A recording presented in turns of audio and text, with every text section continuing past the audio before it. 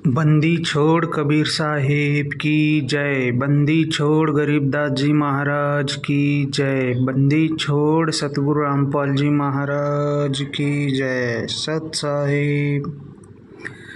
दंडवतम गोविंद गुरु बंधु अविजन सोए।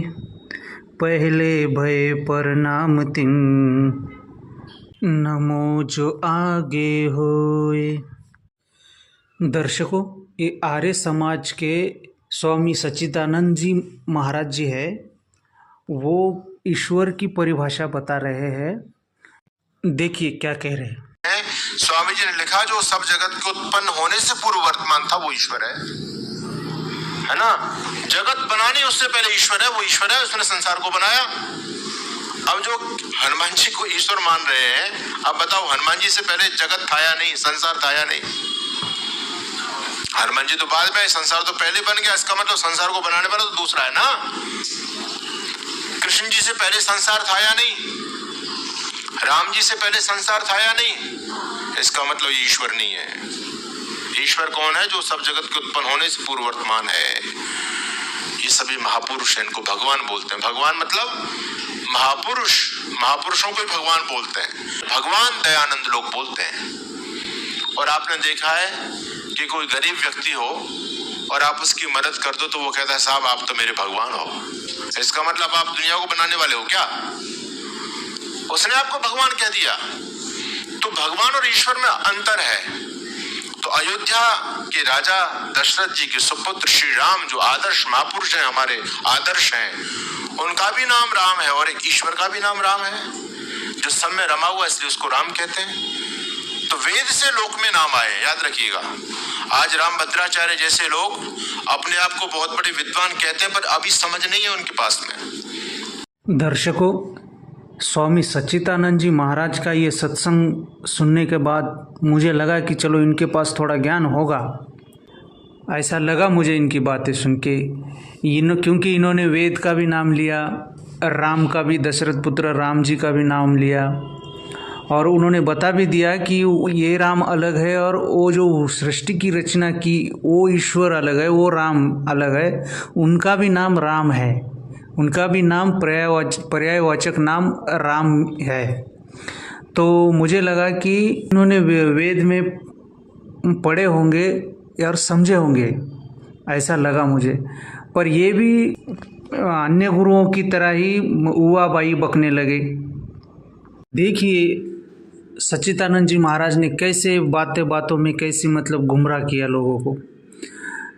इनको मालूम है कि वो ईश्वर कौन है, उनका नाम क्या है, फिर भी वो नहीं बताएंगे।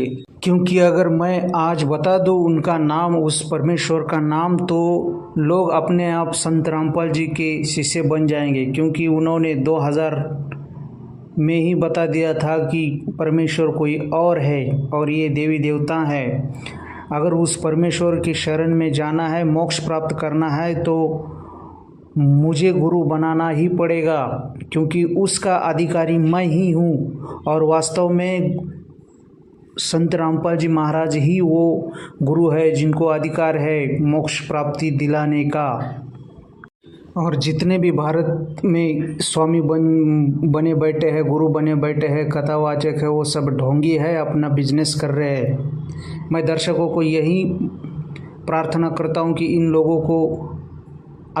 लोगों का अज्ञान अभी अपने आप खुल रहा है। देखिए इनका ज्ञान कहाँ तक है, सुनिए। जिसका प्रतिपादन वेद में किया गया, तो महर्षि दयानंद वेद मंत्रों के आधार पर कहते हैं ओम यह परमात्मा का मुख्य नाम है। पहली बात क्या कही? मुख्य नाम है। दूसरी बात निज नाम है। बड़ी विचित्र बात है। निज नाम का मतलब समझ में आता है? निज नाम है, बड़ी गहरी बात है। ओम ही परमात्मा का निज नाम है, बाकी और परमात्मा के निज नाम नहीं है। अब निज नाम क्या होता है? निज नाम होता अपना नाम। आप लोगों के जो नाम है ना, हमारे सुमित जी बैठे हैं, प्रधान जी बैठे हैं, आप सभी बैठे हैं, जो आपके जो नाम है ये आपके निज नाम है क्या? बताओ हाँ या ना? निज नाम है? निज नाम है या दूसरों के द्वारा दिए गए हैं? तो निज नाम कहां से हो गया आपका? ये तो दूसरों के द्वारा दिया गया है। ये निज नाम नहीं है, ये तो दूसरों के द्वारा दिए गए। निज नाम आपका नहीं हो सकता। ये तो गुरुजी ने दिया, माताजी ने दिया, पिताजी ने दिया। लेकिन जो ओम परमात्मा का नाम है, ये भी किसी ने परमात्मा को दिया है क्या? ये निज नाम है ईश्वर का। ओम ही ईश्वर है, इसलिए ओम का व्याख्यान सभी ऋषि करते हैं, शास्त्र करते हैं। ओम नाम सबसे बड़ा, यही ईश्वर का मुख्य नाम है और ये निज नाम भी है ना।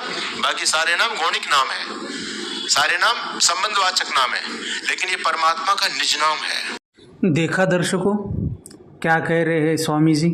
उस परमात्मा का, परमेश्वर का नाम ओम नाम है और उसका ओम नाम ही निजी नाम है, निज नाम है और वही परमात्मा है। बताओ अब इनका ज्ञान। वेद में परमात्मा का नाम अलग है और ये ओम जो है वो मंत्र है। अब इनको मंत्र में और नाम में भी फर्क नहीं समझता। वेदों में उस परमात्मा का, उस परमेश्वर का नाम कबीर देव है। अब ये कह रहे हैं कि दयानंद जी ने कहा है कि वो परमात्मा का नाम ही ओम है। अब हम स्वामी जी की माने या वेद में जो लिखा है उनकी माने? इसके लिए हमारे गुरुजी कहते हैं इनके पास कख भी ज्ञान नहीं है, ये सब अज्ञानी है। ओम की परिभाषा और ओम किसका मंत्र है और ओम क्या है, अब सुनिए प्रमाण सहित हमारे गुरुजी संत रामपाल जी महाराज के द्वारा। सुनिए ध्यान से अभी। अब ओम नाम किसका है, ओम नाम से क्या प्राप्ति होती है ये देखिएगा। श्रीमद् देवी भागवत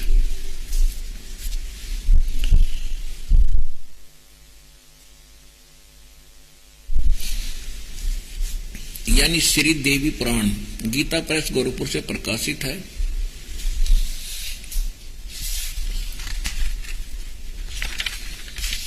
श्रीमद् देवी भागवत सचित्र मोटा टाइप, संक्षिप्त, केवल हिंदी।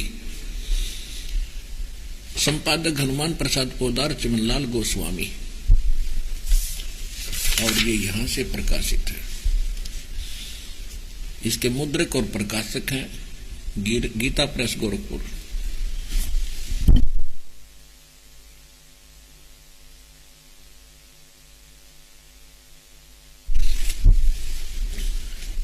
इसके 562 पृष्ठ पर आपको ले चलते हैं। उसमें क्या वर्णन है कि देवी यानी दुर्गा जी हिमालय राजा को ज्ञान बता रही है और वो कह रही है कि आप मेरी भक्ति भी छोड़ दो, केवल ब्रह्म की पूजा करो, ब्रह्म की। उसका ओम नाम है। ओम नाम का जाप ब्रह्म पाने का उद्देश्य करके करोगे तो आप ब्रह्म लोक में चले, उसके पास ले जाओगे, ब्रह्म के पास जो ब्रह्म लोक में रहता है। देखिएगा, ये है 562 पृष्ठ, संक्षिप्त देवी भागवत। हम नीचे आते हैं। देवी के द्वारा हिमालय को ज्ञानो उपदेश, ब्रह्म स्वरूप का वर्णन।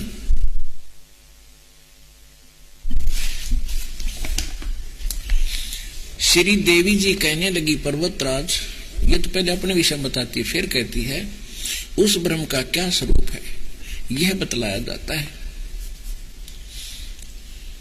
जो प्रकाश स्वरूप सबके अत्यंत समीप स्थित हृदय रूप गुहा में स्थित होने के कारण गुहाचर नाम से प्रसिद्ध और महान पद अर्थात परम प्राप्य है।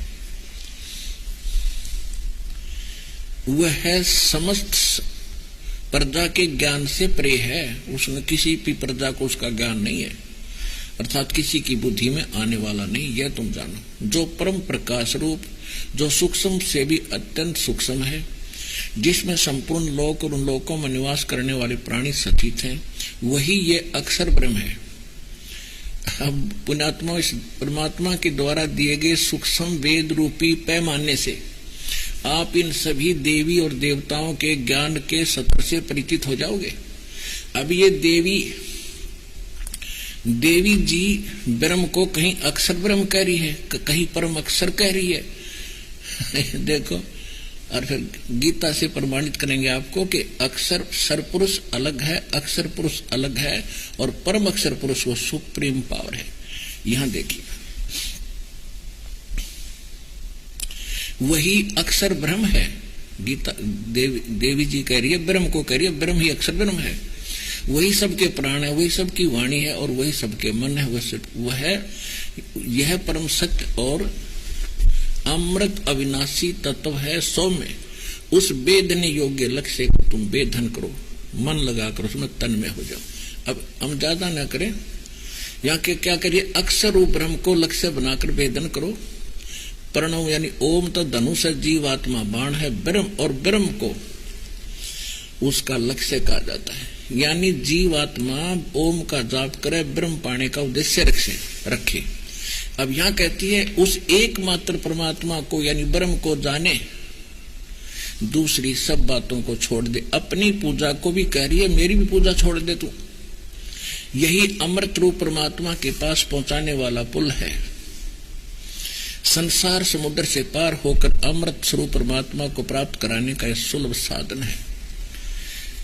इस आत्मा का, परमात्मा का ओम के जप के साथ ध्यान करो। इससे अज्ञान अंधकार से सर्वथा परे और संसार समुद्र से उस पार जो ब्रह्म है उसको पा जाओगे, तुम्हारा कल्याण। ओम का जाप कर ब्रह्म प्राप्ति हो जाएगी। और वो कहाँ रहता है ब्रह्म? वह है, आप 563 पर पढ़ रहे हैं, वह है यह सबका आत्मा ब्रह्म, ब्रह्मलोक रूप दिव्य आकाश में स्थित है, ब्रह्मलोक में रहता है। ठीक। अब श्रीमद देवी भागवत में देवी जी ने स्वयं बता दिया, ओम का जाप कर, यह ब्रह्म का मंत्र है, इसके जाप से ब्रह्म प्राप्ति हो जाएगी, वो ब्रह्म लोक में चला जाएगा, वो वहां रहता है। अब गीता अध्याय नंबर 8 के श्लोक नंबर 16 में कहा है कि ब्रह्म लोक में गए हुए प्राणी भी जन्म मृत्यु के अंदर है। देखिएगा,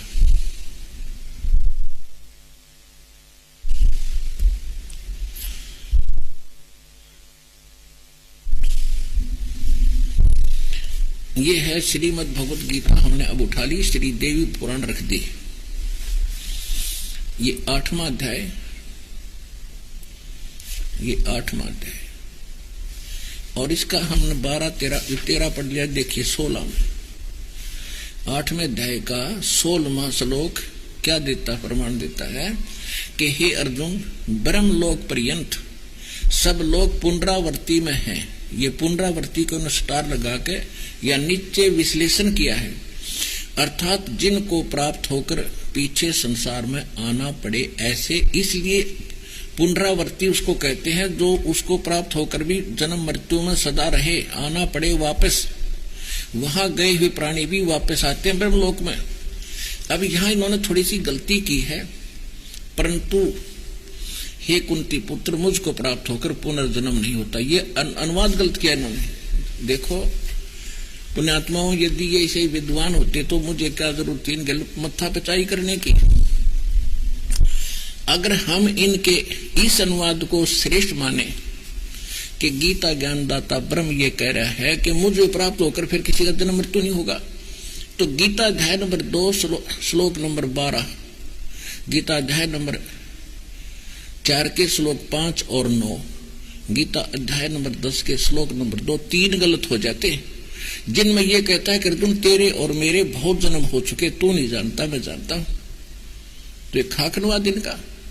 इसका अर्थ यहां पर यह बनता है कि जो ये नहीं जानते, अर्जुन विद्यते माने विद धातु से बना है विद्यते, जो ये नहीं जानते, विद्यते माने नहीं जानते कि ब्रह्मलोक में गए हुए भी पुनरावर्ती में हैं, तो वो लोग मुझे प्राप्त होकर भी पुनर्जन्म को प्राप्त होते हैं। इसका सीधा अर्थ से बनता है, इन्होंने गलत किया है। देखिएगा अध्याय नंबर 2 के और श्लोक नंबर 12 को आपको दिखाते हैं। ये देखिएगा, गीता अध्याय नंबर 2 और श्लोक नंबर 12। इसमें कहा कि अर्जुन, न तो ऐसा है कि मैं किसी काल में नहीं था, अथवा तू नहीं था, अथवा ये राजा लोग नहीं थे, और नहीं ऐसा है कि इससे आगे हम सब नहीं रहेंगे। यानी तेरी मेरी, तू और मैं पहले भी जन्मे थे, आगे भी जन्मते रहेंगे। गुरु बिन माला फेरते, गुरु बिन देते दान, गुरु बिन दोनों निष्फल है, चाहे पूछो वेद पुराण। गुरु बड़े गोविंद से मन में देख विचार, हर सुमरे सोवार है, गुरु सुमरे होए पार। गुरु जी तुम ना भूलियो, चाहे लाख लोग मिल जाए, हमसे तुमको बहुत है, तुमसे हमको नाही। तुमरे विसारे क्या बने, मैं किसकी शरण में जाऊं। शिव विरच मुनि नारदा, किनके हृदय न समाऊं। बंदी छोड़ दयाल जी, तुम तक हमारी दौड़, जैसे काग जहाज का अब सोजत और न ठोर। सत साहिब दर्शकों, ये वीडियो मैंने किसी की निंदा या किसी को नीचा दिखाने के लिए नहीं बनाया है। बस मेरे गुरुजी का ये आदेश है, मैं वो आदेश पालन कर रहा हूँ। ये जो ज्ञान है आपको परमात्मा ने भेंट दिया है, ये ज्ञान अपने जगत भाइयों तक पहुँचा दो, डंका बजा दो इस ज्ञान का। परमेश्वर अपने आप उस ज्ञान को जगत भाई के अंदर प्रेरित करेंगे, तो वो भी समझ जाएंगे इस ज्ञान को। तो इसी कारण हम ये वीडियो बना रहे हैं। इसके अलावा हमारा इसमें कोई भावना गलत नहीं है। बस हम यही चाहते हैं कि ये ज्ञान जो सच्चा ज्ञान है, जो गुरुजी ने हमें बताया है, हमें क्या पूरे विश्व को ही बताया है, बट ये अभी भी ये जो लोग हैं जो कथावाचक है, स्वामी बन बैठे, इनको नहीं समझ में आ रहा। इसके लिए हमारा ये कर्तव्य बन रहा है कि हमें ये वीडियो बनाने का और आप तक पहुंचाने का। तो दर्शकों, कोई भाषा में बोलते वक्त अगर कोई गलती हो गई तो माफ़ कीजिएगा। सत साहिब।